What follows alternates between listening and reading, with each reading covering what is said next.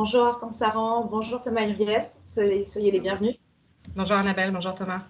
Alors, vous faites partie de cette génération d'entrepreneurs qui avaient su prendre à bras le corps certains grands défis sociaux, sociétaux et environnementaux pour les résoudre en créant votre entreprise. Alors, j'aimerais qu'on commence avec vous, Hortense Saran. Vous avez créé Fleur d'ici. Pouvez-vous revenir sur la genèse de cette aventure? Quelle est votre ambition aujourd'hui? Alors, Fleur d'ici, c'est une entreprise qui a aujourd'hui 4 ans. On a été créé pour répondre à une question qui était que 85% des fleurs sont aujourd'hui importées de pays en voie de développement comme le Kenya, la Colombie, l'Équateur, avec des impacts sociaux et environnementaux majeurs. Alors même qu'il existe de la production de fleurs locales partout en France et en toute saison. Et donc nous, il nous semblait évident finalement, et il nous semblait que c'était une aberration puisque quand on offre des fleurs, on offre quelque part un lien avec la nature. Et en fait, on offrait un bouquet de carbone puisque il faut savoir que un bouquet de 30 roses importées, c'est l'équivalent carbone d'un Paris-Londres en avion. Donc c'est vraiment quelque chose de pas terrible, on va dire.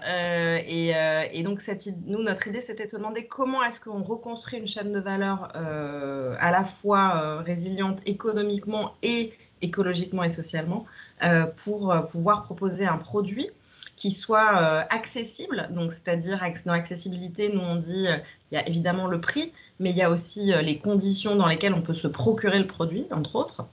Donc les services. Et donc notre ambition, c'est de proposer déjà, donc, dans un premier temps, des fleurs et du végétal made in France et le plus décarboné possible. Mais à terme, grâce à en fait, la techno sur laquelle on s'est appuyé pour reconstruire cette chaîne de valeur-là, l'idée, c'est de proposer un commerce local à grande échelle et qui soit accessible. Très bien, merci Hortense. Juste avant de mettre en lumière votre business model, est-ce qu'on peut faire un état des lieux du marché de l'horticulture à date aujourd'hui en France? En fait, pourquoi est-ce que nous, on a voulu aller vite? Au-delà de la question de tous les start-upers veulent aller vite, donc c'est pas tellement le sujet. C'est que, en fait, on a une pénurie croissante d'horticulteurs. Les horticulteurs, ils étaient 30 000 en 1972. Il en reste à peine 3 500 aujourd'hui. Donc, en fait, il fallait agir très rapidement pour que la ressource soit encore présente et pour que, si on voulait pouvoir proposer des fleurs locales et de saison encore pour les 5-10 prochaines années, il fallait agir très vite pour sécuriser les approvisionnements, donc sécuriser la matière première. Et ça veut dire travailler en confiance avec les agriculteurs et pouvoir s'engager auprès d'eux sur le fait qu'on pouvait leur donner de la visibilité et de la récurrence dans les commandes, un peu comme, vous savez, pour les AMAP, pour là où les consommateurs peuvent s'engager à acheter la récolte d'un producteur un an à l'avance, comme ça il sait lui ce qu'il a planté, ses revenus, ses investissements, etc. Ben là, c'est un peu la même logique, c'est comment nous, on s'engage en tant qu'entreprise auprès d'un certain nombre à la fois d'agriculteurs, d'horticulteurs, mais aussi d'artisans qui s'occupent de la partie transformation, de la partie on fait les bouquets, pour leur donner cette visibilité et du coup cette stabilité dont ils ont besoin pour notamment pour résister aux sirènes des promoteurs immobiliers qui veulent racheter les terrains des horticulteurs qui sont à proximité des villes et qui sont des terrains généralement assez convoités. Alors, est-ce qu'on peut rentrer un petit peu dans le détail? Quel est le cœur, comment intégrez-vous les outils de la RSE au sein de votre business model aujourd'hui pour avoir un impact positif à travers votre activité? Alors, Fleur d'ici, c'est une entreprise qui est, on dit, sustainable native. La RSE, pour nous, c'est pas une adjonction, c'est pas quelque chose qui est arrivé après. On a construit notre modèle économique comme ça. C'est-à-dire qu'on a pris en compte un certain nombre de poches de valeur qu'on a mis au départ, dans notre mix de départ. Il y avait notamment, par exemple, le fait que nos livreurs, les livreurs avec lesquels on travaille, soient dignement rémunérés et des contrats de travail, ce qui peut paraître assez basique, mais qui n'est pas le cas d'un certain nombre de plateformes qui font de la livraison en vélo dans les centres-villes. Donc voilà, nous, c'est vrai que c'est un poste qu'on a budgété dès le départ comme étant assez lourd, qui est le vrai prix, entre guillemets, de ce service. Donc voilà, c'est des choses comme ça, c'est bien penser à l'amont, en amont en fait de comment on commence, de bien penser la répartition de la valeur. C'est quelque chose qui est central chez nous et qui n'est pas quelque chose qui nous a comment dire, qui est venu en plus grever notre compétitivité. Au contraire, c'est quelque chose qui était là comme un driver de la compétitivité, puisque toutes ces promesses, entre guillemets, enfin tous ces engagements envers la société et l'écologie, le fait que effectivement les fleurs soient locales, sourcées localement, donc qu'elles n'aient pas parcouru des milliers de kilomètres et donc qu'elles n'aient pas un impact carbone majeur, puisqu'elles font que quelques centaines de kilomètres et elles sont produites dans le respect de la saison, c'est-à-dire sans intrants, sans être forcées, et donc effectivement de la façon la plus naturelle et la plus carbone neutral possible. Ça nous permet effectivement on a construit les choses comme ça, et c'est non seulement pas un poids pour nous, mais c'est même au contraire quelque chose qui nous fait avancer. C'est notre proposition de valeur, et c'est pour ça que les gens viennent nous chercher. Très bien, merci Hortense. Thomas Huriez, merci d'être avec nous. Alors, pouvez-vous nous présenter l'entreprise, votre entreprise 1083? Quelle est sa raison d'être? Quelle est sa mission?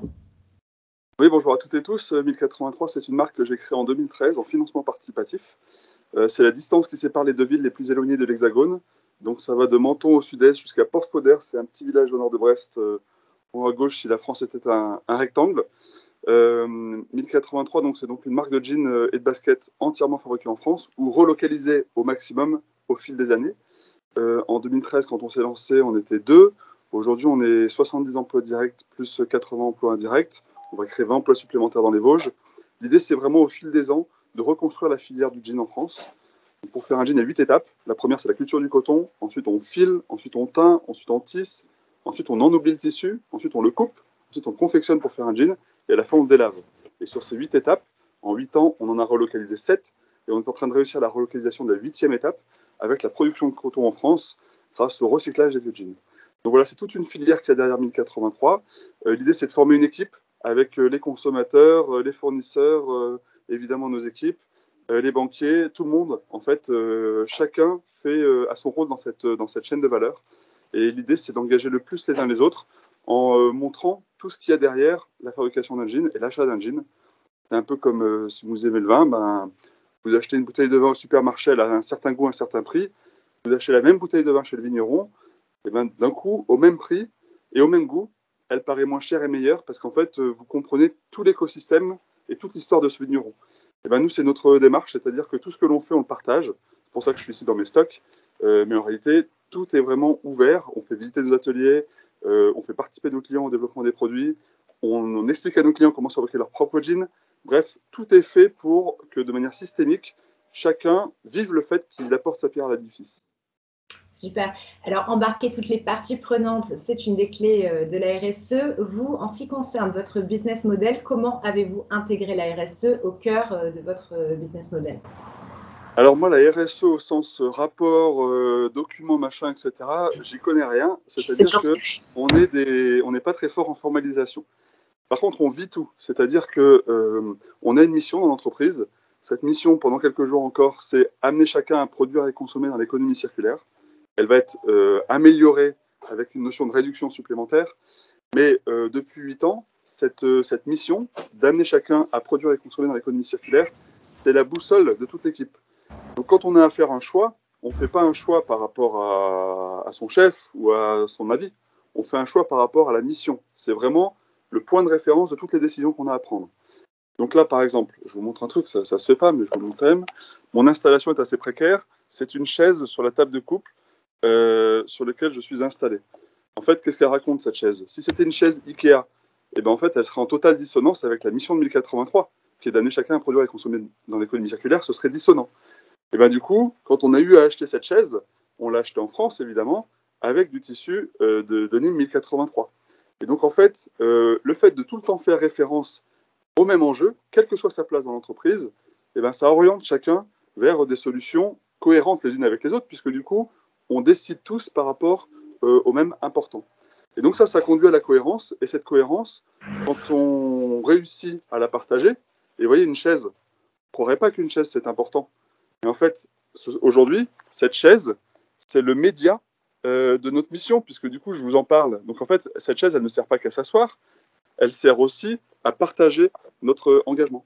Puisque même les chaises, même les chaises chez nous sont en cohérence avec notre mission, Ça, c'est un message fort qu'on peut faire passer facilement parce que du coup, tout est le plus possible cohérent. C'est le cas des étagères aussi derrière, qui sont fabriquées à 50 km, qui sont 100% métalliques, sans plastique, pour qu'on puisse les recycler. Par contre, mon ordinateur, il n'en est pas en France. Donc en fait, quand on peut, en fait, à chaque fois, on se pose la question. Quand on peut, on fait. Quand on peut pas, on fait pas. Mais au moins à chaque fois, systématiquement, grâce à la mission, on se pose la question. Donc plutôt que communiquer, finalement, c'est incarner, vous portez vraiment ces valeurs-là, vous les incarnez. Hortense, comment sensibiliser les consommateurs pour qu'ils deviennent des acteurs de leur consommation sur tous ces sujets, notamment sur l'achat de fleurs en circuit court? Parce qu'on a envie d'acheter des roses finalement au mois de février pour la Saint-Valentin, par exemple. Par exemple, effectivement, les roses de la Saint-Valentin, c'est un bon exemple de ce que l'industrie, alors en l'occurrence l'industrie de la fleur, mais ça vaut pour plein d'autres secteurs, nous a mis dans la tête comme habitude de consommation, même pas parce que c'était ce que les consommateurs voulaient, mais parce que c'était ce qu'il y avait de pratique pour l'industrie à produire à moindre coût et en grande quantité sur telle ou telle période. Donc nous, effectivement, une partie très importante de ce qu'on fait, c'est de repenser les produits en accord avec ce que les consommateurs veulent vraiment et donc questionner le cahier des charges en fonction de ce que les consommateurs veulent vraiment et de ce que la nature et la société peuvent soutenir, puisque on sait aujourd'hui qu'on est confronté quand même à un certain nombre de défis et qu'on ne pourra pas continuer exactement comme avant. Et donc l'idée, c'est pas de dire on arrête tout, moi je suis pas décliniste ou quoi, c'est pas du tout le propos. Le propos, c'est de se dire on pourra toujours avoir une catégorie de produits, mais qu'est-ce que c'est que qu'est-ce qu'on met dans cette catégorie finalement? C'est-à-dire que là où avant, typiquement sur des fleurs, vous aviez pour la Saint-Valentin, votre besoin, c'est quoi finalement? C'est d'offrir un geste, des fleurs, sous forme de fleurs, à votre cher et tendre, ou votre cher et tendre valant pour les hommes comme pour les femmes. Et donc cette question, l'injonction n'est pas d'offrir des roses, l'injonction c'est d'offrir des fleurs. On peut aujourd'hui repenser, et pourquoi pas des fleurs rouges? Pourquoi pas? Admettons, je vois que Thomas, voilà, Thomas ne me démentira pas. Et donc voilà, la question c'est un cahier des charges simplifié dont on peut repartir pour repenser un produit finalement. Et le repenser en accord avec ce que la nature produit selon les saisons. Donc par exemple, qu'est-ce qu'il y a comme fleurs rouges au mois de février? Il y a des anémones, des tulipes, des renoncules, bref, des amaryllis. Il en existe plein, mais pas des roses. Et donc, c'est vraiment ce travail-là qu'on fait aujourd'hui avec les consommateurs, mais un peu comme Thomas, effectivement, et comme beaucoup d'entreprises engagées, c'est de demander aux gens, finalement, qu'est-ce que vous voulez? Et est-ce que vous êtes sûr que ce que vous voulez, vous l'avez vraiment questionné? Est-ce que vous vous êtes vraiment posé la question? Ou est-ce que finalement, on vous a collé des désirs sur les épaules qui ne sont pas nécessairement les vôtres et que vous pouvez aujourd'hui vous affranchir de ça et réfléchir de façon un peu plus libre à quelles sont réellement vos attentes. Très bien, alors c'est pas forcément simple pour les consommateurs aujourd'hui de modifier totalement leurs habitudes qui sont profondément ancrées. Alors, que ce soit pour les fleurs, pour les jeans ou finalement pour toute forme de consommation, est-ce à nous, consommateurs, de vraiment, tous les matins en se réveillant, être vraiment conscients de l'impact que notre achat va avoir sur tout un écosystème? Ou alors, est-ce que c'est aux entreprises de nous proposer une offre meilleure, plus qualitative? Et finalement, je vais pousser volontairement un peu plus cette idée. Est-ce que les entreprises, selon vous, ont un rôle aujourd'hui politique à jouer? Thomas? Alors déjà, en effet, changer, c'est super dur. On le voit, changer ce qu'on déjeune le matin, par exemple, c'est compliqué. Et en fait, vraiment, cette transition, elle est super difficile, donc elle sera longue. Donc c'est pour ça que, comme il y a urgence, il faut se dépêcher de commencer à se mettre en mouvement. Et puis comme c'est inéluctable, que ce soit en tant que consommateur ou en tant que professionnel, si c'est inéluctable, autant y prendre sa part et en être le leader, ne pas le subir, plutôt que de le refuser, de freiner des cas de fer, et en fait d'en devenir le ringard de ces transitions inéluctables. Donc à chaque fois qu'il y a quelque chose d'inéluctable, pour nous, on se dit autant l'embrasser plutôt que freiner, parce qu'en fait, si on freine, on sera notre propre victime à la fin. Et donc du coup, ça c'est un point très important, mais c'est la même réflexion à titre personnel en tant que particulier, ou en tant que professionnel, quel que soit son métier et sa place dans l'entreprise, on peut faire des choix qui amènent au progrès sur ces sujets de transition ou pas, qui amènent de dynamisme, du mouvement dans son équipe, dans son entreprise, dans sa vie personnelle. Donc moi, je pense que c'est très important, cette notion de mouvement, c'est-à-dire que plus on réussit à se mettre en mouvement et à prendre plaisir au mouvement, et ben plus c'est facile. C'est un peu comme le sport. Quand vous commencez le sport, bon, ben, courir, c'est vraiment relou, c'est fatigant, il n'y a pas de plaisir. Et puis au fur et à mesure que vous vous entraînez, et ben, en fait, la douleur est remplacée par du plaisir, voire par un besoin. Et donc cette notion de mouvement, elle fait vraiment la différence. Et donc pour moi, je fuis tout ce qui est statique, parce qu'en réalité, je crois que le mouvement est vraiment source d'épanouissement personnel, professionnel et de transition, d'accélération de la transition. Et du coup, est-ce que l'entreprise peut prendre sa place dans cette transition? C'est pas qu'elle peut, c'est qu'elle doit. Et c'est certainement le plus gros levier de transition. De la même manière que l'entreprise a été certainement le plus gros levier de destruction de la planète, l'entreprise a le même pouvoir pour être le plus gros levier de transition, d'amélioration de la planète. Donc innovons, essayons, changeons-nous, innovons. Grâce à ça, on va pouvoir remettre les choses dans l'ordre. Et d'une part, c'est nécessaire. D'autre part, économiquement, c'est certainement vital pour l'entreprise aussi, parce qu'une entreprise qui ne se soucie pas de sa disponibilité de matières premières pendant 5 ou 10 ans, si demain elle en manquait, eh ben, elle sera sa propre victime en quelque sorte. Et enfin, c'est beaucoup plus excitant d'être acteur de solutions plutôt que d'être le vilain petit canard au fil des ans, en quelque sorte, que son entreprise est enfermée dans cette économie du passé, en quelque sorte. Donc, pour moi, c'est réjouissant, c'est nécessaire, et économiquement, c'est même vital. Donc, je ne vois pas pourquoi les entreprises s'exonéreraient de ces sujets-là. Au contraire, plus tôt elles prendront part à ces sujets, plus tôt elles en tireront des profits et elles surferont sur cette vague-là pour continuer de grandir. Ce n'est pas grandir à l'infini, mais de grandir dans un écosystème pérenne. Et peut-être que ça va demander à des écosystèmes de se réduire eux-mêmes. Nous, c'est d'ailleurs le futur de notre mission. Notre future mission, c'est de réduire la vente de jeans et la production de jeans dans le monde et en France. Donc du coup, pourquoi? Parce qu'on considère que si on amène les gens à acheter mieux, ils achèteront moins. Et du coup, le problème de la mode qui est de surproduire et de surconsommer, et ben, en vendant des jeans de meilleure qualité, on va conduire des gens à en acheter moins. Et peut-être qu'en achetant moins, ils achèteront plus de 1083. Donc notre petite croissance à nous est directement liée finalement à notre capacité à faire consommer les gens de moins de jeans de merde, en quelque sorte, pour simplifier au maximum. C'est dit.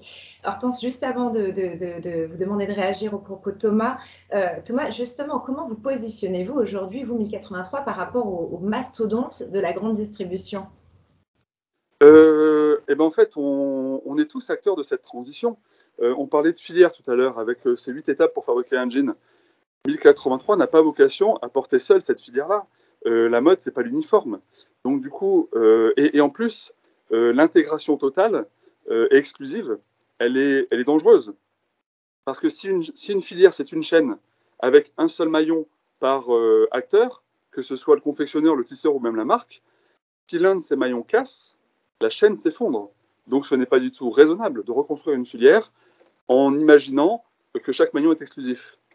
Donc non, ce n'est pas une chaîne qu'il faut créer, c'est une cotte de mailles où il y a plusieurs maillons par métier. Et donc, on a notre tissage, mais on travaille avec plusieurs tisseurs français.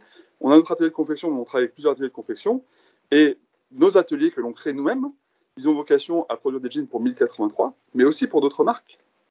Et pourquoi pas pour la grande distribution? Aujourd'hui, le Made in France, il est monogame, plutôt moyen haut de gamme en quelque sorte, on va dire. Mais le Made in China ou Made in Taïwan, il est bas de gamme, moyenne gamme, haut de gamme. Tout dépend des matières premières que l'on fait, de l'attention qu'on porte au processus. Bref, il n'y a pas de raison que le Made in France reste monogame, en quelque sorte médium. Non, c'est certain que le Made in France va élargir son spectre avec une offre plus haut de gamme encore, avec encore plus de précision, de matières précieuses, que sais-je, et des produits plus bon marché, parce que du coup, on va industrialiser la fabrication, on va simplifier la fabrication, on va prendre peut-être des matériaux de moins bonne qualité, mais petit à petit, le Made in France va s'ouvrir comme ça. Et ça, c'est bon pour cette filière que l'on reconstruit, parce que du coup, il y aura plus de travail, et il y aura plus de gens qui vont acheter des jeans de meilleure qualité, donc du coup, ça va amener les gens à consommer moins de jeans de mauvaise qualité, en gros. Et donc nous, on s'inscrit en partenariat de toutes ces marques, qu'elles soient grandes distrib, marques concurrentes ou consoeurs, etc., peu importe. Ensemble, c'est ensemble qu'on pourra construire cette filière. Après, ça demande deux choses, de l'ouverture, parce qu'effectivement, tout le monde a le droit de faire sa transition, et il n'y a pas que nous, les pure players, en quelque sorte, qui avons le droit d'être porteurs de solutions. H&M, Zara, Kiabi, Decathlon, tous ces gens-là, plus ils transiteront vite et plus on les aidera à le faire, meilleur se portera la planète. Donc c'est notre devoir de les accompagner, de les aider. Par contre, l'idée, c'est pas d'être récupéré ou d'être greenwashé. Donc, en même temps qu'on est super ouvert, on est super exigeant sur la notion de mouvement dont je parlais tout à l'heure. Si c'est pour faire du one-shot avec une petite collab avec 1083, c'est non. Par contre, si c'est s'inscrire dans une filière durablement, se donner de la visibilité les uns les autres et co-construire nos capacités de production locale futures, alors là, évidemment qu'on le fait ensemble. Et donc, ça permet vite de voir si les gens sont là pour du one-shot ou pour vraiment un projet long terme. Ceux qui sont là pour le long terme, quand bien même ils ont fait du Made in Bangladesh avant, bien sûr qu'on les accueille et bien sûr qu'on les aide à accélérer leur transition en leur ouvrant nos ateliers et en leur disant ce dont on a besoin pour voir si ça correspond à ce dont ils ont besoin. Très bien. Tous deux, vous êtes en train d'essayer de rebâtir finalement des filières en France. Donc, en tant que la question, je voudrais vous faire réagir là-dessus. Quand je dis est-ce que l'entreprise aujourd'hui a un rôle politique à jouer, quelle est votre réaction, quel est votre sentiment par rapport à ces sujets-là du rôle de l'entreprise, si on pense politique au sens noble du terme? Moi, je pense qu'effectivement, l'entreprise est le lieu du politique aujourd'hui, puisque c'est là où, en fait, on a quand même un certain nombre de manettes sur la façon, voilà, la responsabilité de ce qu'on propose comme produit. On a coutume de dire que voilà, la carte bleue, c'est la meilleure carte électorale. En tout cas, c'est la plus opérante, le plus directement et le plus rapidement. Ça, c'est certain que les consommateurs, ils ont un pouvoir qui est énorme par celui de leur choix, puisque quand vous choisissez de consommer du Made in France, vous choisissez effectivement de protéger l'emploi, de protéger la planète en général, puisque on a des normes environnementales en France qui sont très très, en tout cas beaucoup plus contraignantes que ce qu'on trouve dans les pays desquels on fait venir une grosse partie de la production. Donc voilà, c'est vrai qu'il y a une notion d'engagement très forte. Moi, je pense que, pour revenir à ce que disait Thomas, quoi qu'il en soit, de toute façon, les entreprises, je pense qu'elles n'ont pas le choix, ne serait-ce que pour assurer leur résilience par rapport à leurs approvisionnements, etc. Ça, c'est une première chose.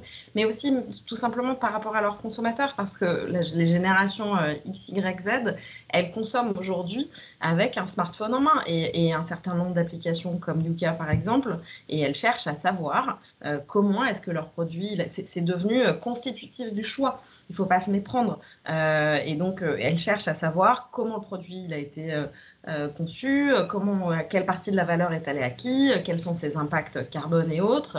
Et donc, les entreprises qui n'auront pas pris en compte toutes ces questions-là, je pense qu'elles ont du souci à se faire d'ici 10 ans. 10 ans, c'est demain. Pour conclure cette table ronde, si vous aviez un message chacun à faire passer en faveur, alors au sens large de la RSE, de l'engagement des entreprises, on va aller un peu plus loin, à qui vous adresseriez-vous et quel serait-il? Thomas? Moi, je dirais à chacun de s'y mettre au plus vite. Il s'agit d'une question de survie planétaire, humaine et même économique, rien qu'en pensant égoïstement à la gestion d'une entreprise. Avant, bien gérer, c'était uniquement un bon gestionnaire, c'était un bon gestionnaire de l'argent. Aujourd'hui, c'est plus suffisant et il faut bien gérer l'argent, évidemment, sinon au bout d'un moment, ça s'arrête. Il faut bien gérer les gens, sinon au bout d'un moment, c'est le feu et automatiquement, ça met en difficulté l'entreprise, donc ça s'arrête. Et il faut bien gérer l'environnement, sinon on n'assure pas sa propre entreprise de disposer des ressources dont elle a besoin pour perdurer. Et donc pour moi, plus tôt on se met à cet enjeu de bien gérer les gens, l'argent et l'environnement, plus on assure la pérennité long terme de son entreprise.